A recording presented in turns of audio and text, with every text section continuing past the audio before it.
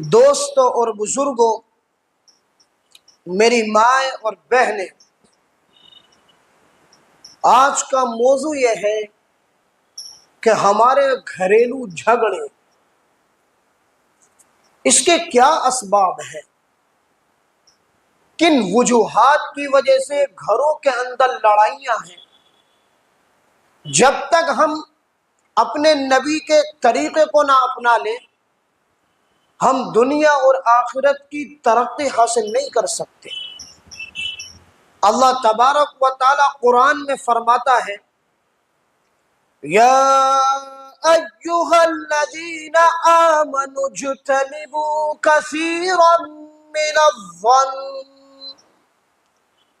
यहां से आपसी झगड़ों की शुरुआत होती है। अल्लाह तबारक व तआला वहीं पर बंद लगा रहा है। ए मुसलमानों, आपस में बदगुमानी से बच जाओ। इन्ना बअदज़्ज़न्नि इस्मुन वला तजस्ससू। और बदगुमानी बहुत बड़ा गुनाह है और किसी की टोह में न लगो, तजस्सुस न करो किसी के बारे में, किसी की निजी जिंदगी में दखल अंदाजी ना करो, किसी की लाइफ में घुसने की कोशिश ना करो। जब इंसान जो है बदगुमान होता है किसी से, तो शैतान मुसलसल वसवसे करता है, जिसकी बुनियाद पर इंसान के दिल में उसकी नफरतें पैदा हो जाती है दूसरे आदमी की। इसलिए अल्लाह तबारक व तआला ने बदगुमानी पर जो है पाबंदी लगाई। किसी से बदगुमान होने की जरूरत नहीं। हर वक्त ये सोचो कि मेरे खुद के बहुत मसाइल हैं, मैं खुद बहुत बड़ा गुनाहगार हूं, मैं किसी से बदगुमान क्यों हूं। तो अल्लाह तबारक व तआला के हबीब ने भी अपनी हदीस में फरमाया, इय्याकुम वज़्ज़न, बदगुमानी से बचो, फ़इन्न ज़न्न अकज़बुल हदीस। याद रखो, बदगुमानी सबसे बड़ा झूठ है और ये शैतान की तरफ से आता है।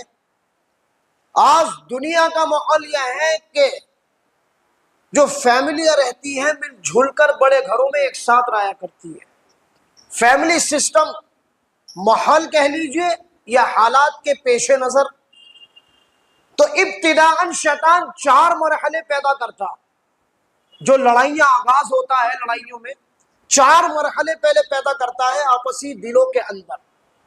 पहला मरहला एक दूसरे को बदगुमान बनाता है कि कोई अपने भाई के बारे में बदगुमान हो गया, कोई अपने बहन के बारे में बदगुमान हो गया, कोई अपनी जो है सास के बारे में बदगुमान है, कोई सास जो है अपनी जो है घर बेटे की बहू के बारे में बदगुमान है, आपस में भाई बहन बदगुमान है, औलाद जो है माँ बाप से बदगुमान और माँ बाप जो है औलाद से बदगुमान।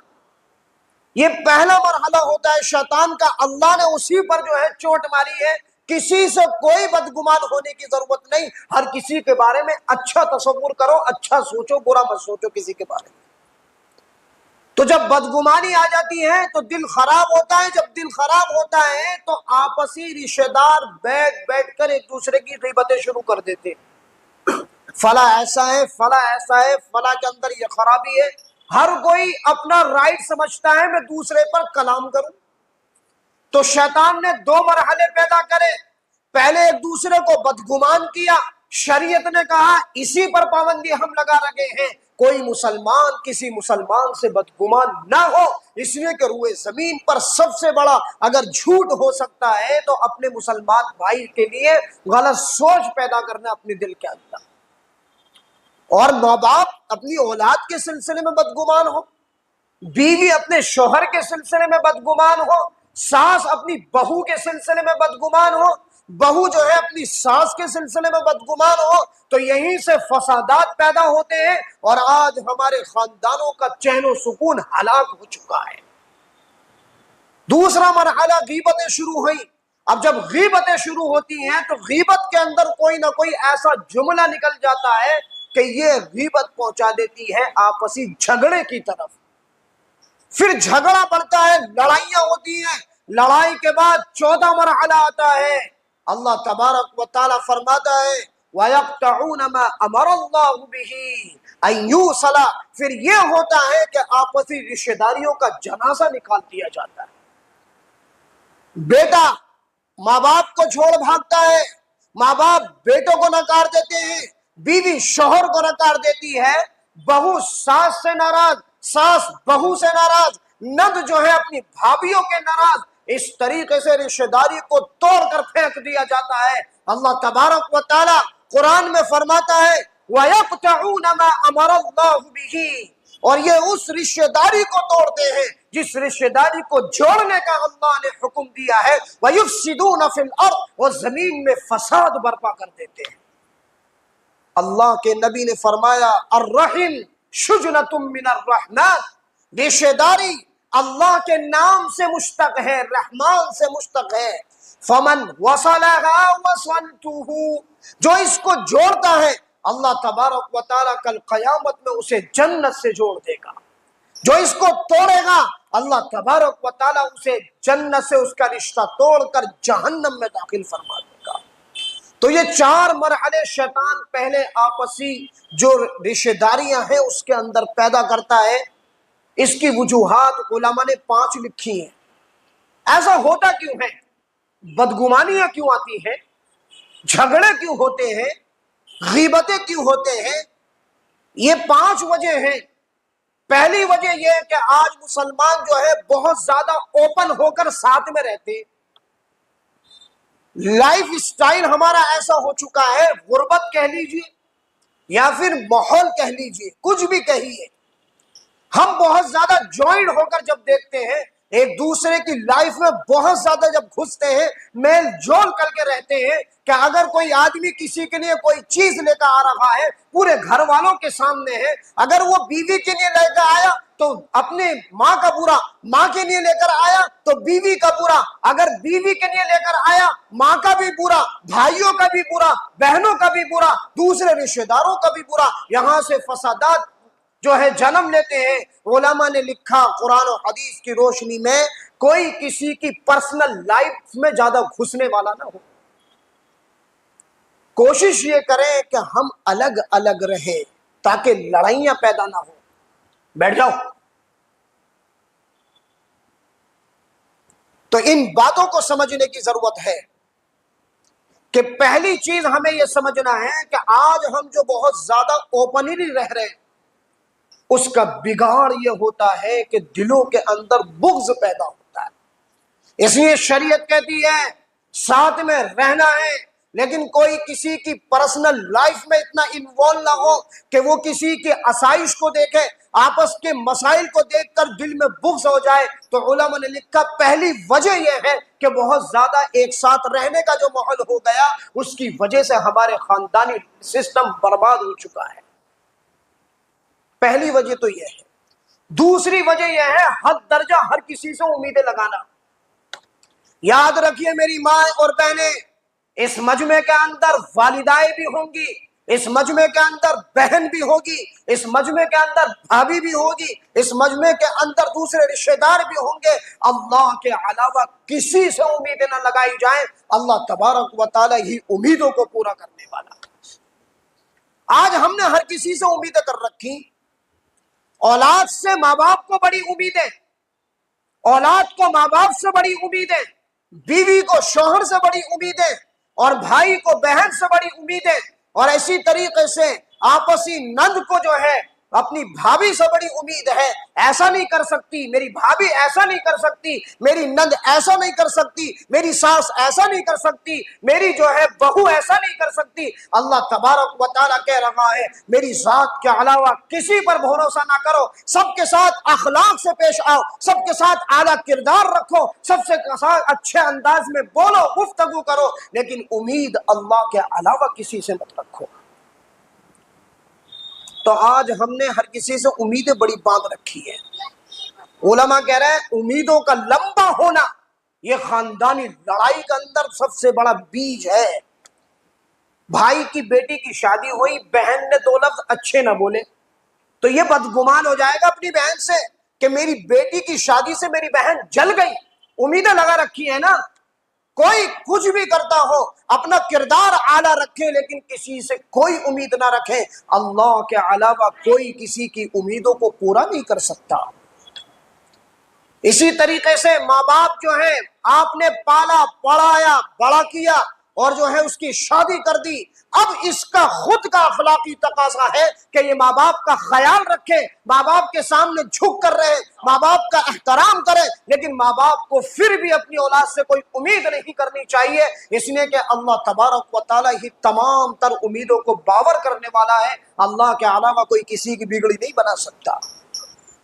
इसलिए उलमा कह रहे हैं बहुत ज्यादा उम्मीदें, जब उम्मीदें टूटती हैं ना, दिल फट जाते हैं, लड़ाइयां पैदा होती हैं, इख्तिलाफात बढ़ते हैं, नतीजा ये आता है कि औलाद ने माँ बाप को छोड़ दिया, माँ बाप ने औलाद को छोड़ दिया, औलाद को बीवी समेत छोड़ दिया, कि बेटे को भी छोड़ा, अपनी बहू को भी छोड़ा, भाई बहन के रिश्ते खत्म हो रहे हैं, नंद और भाभी के रिश्ते खत्म हो रहे हैं। उसकी वजह यह है कि हमने एक दूसरे से बड़ी उम्मीदें बांध रखी है। उलमा कह रहे हैं उम्मीदें अल्लाह के अलावा किसी से मत रखो, सबके साथ अखलाक से पेश आओ, जिसका जो हक हो दो। भाई पर बहन का हक है, अगर अपने खर्चे के बाद बचता है बहन का ख्याल रखें। भाई भाई का हक है, अगर भाई के पास पैसे हैं, दूसरे भाई कमजोर है, इस भाई की जो है अखलाकी तकाजा है या अपने भाई का हिसाब रखे कि मेरा इतना पैसा होने के बावजूद खर्चा मुश्किल से चलता है, भाई तू 10,000 रुपए कमा रहा है, किस तरीके से तेरा खर्चा करता है चलता है। ये बड़ी फजीलत की बात है कि अल्लाह ताला किसी भाई को ये तौफीक दे कि वो अपने भाई के खर्चा संभालने वाला हो जाए। ये बड़ी फजीलत की चीज है। औलाद अपने माँ बाप का ख्याल रखे। औलाद के पास नहीं है, माँ बाप के पास पैसा है, लेकिन औलाद नहीं देख रही। अब बाप का अखलाकी तकाजा है वो ख्याल रखे, लेकिन उम्मीद अल्लाह के अलावा किसी से ना रखे। तो शरीयत बड़ी पाकीज़ा है हमारी शरीयत ये कहती है हर किसी के साथ भलाई का मामला, दुश्मन के साथ भी भलाई का मामला, लेकिन उम्मीद अल्लाह के अलावा किसी से नहीं रखनी है। दूसरी वजह यह है लड़ाई की, उम्मीदें टूटती हैं, झगड़े हो जाते हैं, मार काट हो जाती है। तेरी बेटी की शादी में मैंने ये किया था और तूने कुछ ना करके दिया, 2 लफ्ज ना बोल सकी तू, इसका मतलब तू मेरे फंक्शन से जल गई, इसका वक्त तू मेरी बेटी की खुशी से जल गई। अब लड़ाइयां होती हैं, फसादात होते हैं, रिश्तेदारी को तार तार कर दिया जाता है। मैंने आपको भी हदीस सुनाई, जो आदमी रिश्तेदारी को तोड़ेगा, कितना भी नेक हो, कितना भी तहज्जुद गुजार हो, अल्लाह तबारक व तआला इसे पकड़कर जहन्नम के अंदर फेंक कर मारेगा, बचेगा नहीं रिश्तेदारी को तोड़ने वाला। और रिश्तेदारियों का जनाजा निकाल दिया। तीसरी वजह उलमा ने लिखी, बहुत ज्यादा लोगों की अफकार अलग होते हैं, सोचें अलग होती हैं, लेकिन मेरी सोच अगर अच्छी है तो मैं ये चाह रहा हूं सब मेरी तरह सोचें। सबकी सोचें अलग अलग है, जिसकी जैसी सोच है, जैसी चॉइस है, जैसा मिजाज है, जैसा किरदार है, उसको उसी हाल पर रखा जाए, अपने आप को बेहतर से बनाया जाए, बेहतर से बेहतर अपने किरदार को सुधारा जाए। कोई आदमी अपनी सोच नहीं बदल सकता। इस सोच की वजह से लड़ाई नहीं होनी चाहिए कि मैंने तो इसकी बेटी के साथ इतना कर दिया, इसकी सोच इतनी नीची है, ये कुछ भी ना कर सकी। लड़ाइयां शुरू, इख्तिलाफात शुरू, बगावतें शुरू। इसलिए अल्लाह तबारक व तआला के हबीब की हदीस की रोशनी में उलमा ये उन्वान कायम करके लिख रहे हैं, किसी की सोच को आप नहीं बदल सकते, जिसकी जो सोच है उसको उसी पे छोड़ दो और अपने किरदार को नुमाया बनाकर जन्नत के मुस्तहिक बन जाओ। चौथी चीज उलमा ने लिखी, दीनदारी। लड़ाइयां दीनदारी की वजह से भी होती है। बाज रिश्तेदारों का मिजाज है शरीयत के मुताबिक काम करना, बाद रिश्तेदारों का मिजाज है रसूमात को करना। अब यहां पर जब टकराव होता है तो लड़ाइयां शुरू होती हैं, फसादात बढ़ जाते हैं। इसलिए आप अपने बेटे की शादी शरीयत के मुताबिक करें। अगर दूसरा कोई रिश्तेदार कर रहा है, उसको जो है लाने की ज्यादा कोशिश ना करें, उसे समझाएं, लेकिन शरीयत के मामले में उसके साथ इन्वॉल्व होना और उसको अप्रिशिएट करना और उसको इज्जत देना, शरीयत इसकी इजाजत नहीं देती कि तेरा मामला तेरे साथ है, मेरा मामला मेरे साथ है, मैं तेरे साथ जो है शरीक नहीं हो सकता शरीयत के खिलाफ कामों में, लेकिन नकीर इस दर्जे की नहीं करूंगा कि लड़ाइयां हो जाए, इख्तिलाफात हो जाए। यानी हर मरहले में शरीयत ये कह रही है अल्लाह के अलावा किसी पर भरोसा मत करो।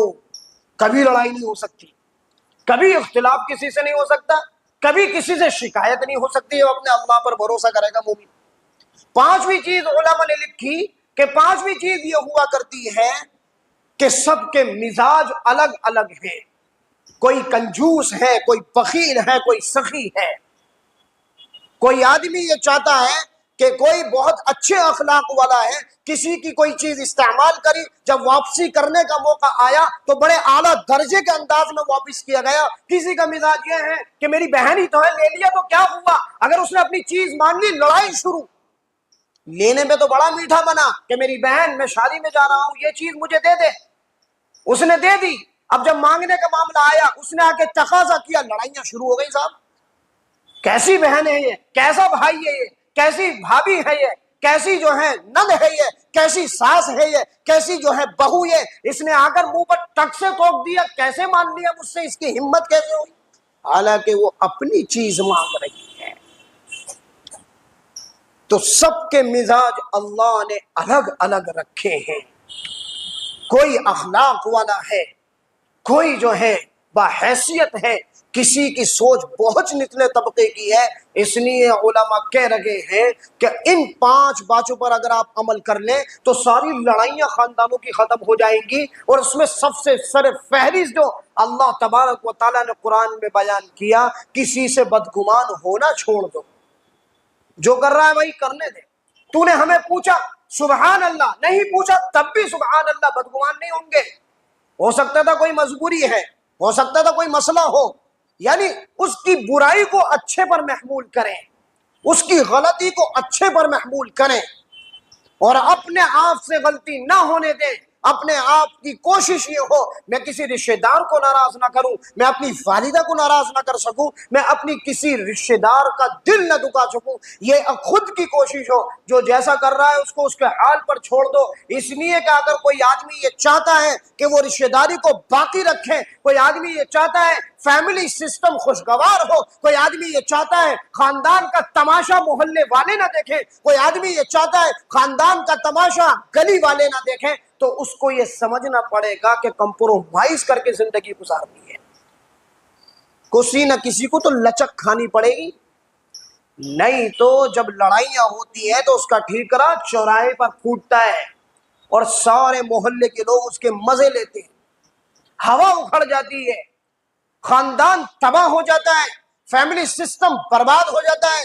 इसी बुनियाद पर हमारी बच्चियां आज बैठी हुई हैं, इसी बुनियाद पर हमारे बच्चों के रिश्ते नहीं हो रहे, इन्हीं बुनियाद पर जो है इख्तिलाफात पैदा हो जाते हैं, खानदान की हवा उखड़ के रह जाती है। इसलिए शरीयत कह रही है लचकना सीखो, दबना सीखो, अपने आप के साथ जो है अखलाक का पैकर बन जाओ। अल्लाह ताला तुम्हारे खानदान की छवि को बाकी रखेगा। लड़ाइयां खत्म करनी है, मिटाना है लड़ाइयों को, दबना है, बड़ा भी दबे। मैंने जुमे के दिन सुनाया था अल्लाह के नबी कहां कहां दबे हैं। हजरत अबू बकर सिद्दीक का वाक़या आपको सुनाया था। अल्लाह के नबी अलैहिस्सलातु वस्सलाम से ज्यादा कोई ताकतवर नहीं, दबे ना तो हुजूर ना दबे, लेकिन अल्लाह के नबी ने एक रंजिश को खत्म करने के लिए, एक हालात को खत्म करने के लिए दब कर दिखाया है। जो दबता है, जो अल्लाह के लिए झुकता है, अल्लाह तबारक व तआला उसी को इज्जत अता फरमाता है। तो मेरे दोस्तों और बुजुर्गों, मेरी माएँ और बहनें, ये वजूहात हैं जो आज खानदानों में लड़ाइयां, आज अपनी माँ, सगी माँ बेटे का चेहरा देखने को तैयार नहीं, सगा बेटा बाप के चेहरा देखने को तैयार नहीं। ये वजह यही है जो मैंने आपको वजूहात बताई। बहुत ज्यादा उम्मीदें बांध रखी हैं औलाद से, बहुत ज्यादा बदगुमानियां पैदा हो जाती हैं, बहुत ज्यादा हसद और बहुत ज्यादा चीजों को समझकर बुरा समझना और उसको जो है जहन में बिठाकर कि ये हमें तो कुछ भी नहीं देख रहा। अल्लाह देखे, कोई देखे ना देखे, अल्लाह ताला सारे मसाइल को हल कर सकता है। इसलिए मोहम्मद अरबी, ये तफसीली बात आपके सामने मैंने कही, फिर भी लड़ाइयां होंगी, फिर भी इख्तिलाफात होंगे। इस मज में भी बहुत सारी माएँ और बहनें ऐसी होंगी जिनके दरमियान इख्तिलाफ होगा। इस कुरान और हदीस की बातों को सुनकर अपनी रंजिशें खत्म करें। अल्लाह तबारक व तआला कल क़यामत में हमें तरक्कियात से नवाजेगा। अल्लाह ताला कुरान में फरमाता है, ला खैर फी कसीरिम मिन नजवाहुम, आपस की गुफ्तगू के अंदर कोई खैर नहीं है, इल्ला मन अमर बिसदक़तिन औ मअरूफिन औ इस्लाहिन बैनन नास, मगर उस आदमी की गुफ्तगू में खैर है जो भलाई का हुक्म करता हो, जो है सदका करता हो, सदके की तलकीन करता हो। और तीसरे नंबर पर किसी में आपस में लड़ाइयाँ हो गई हो तो लड़ाइयों को ख़त्म करके आपस में इस्लाह करा देता हो।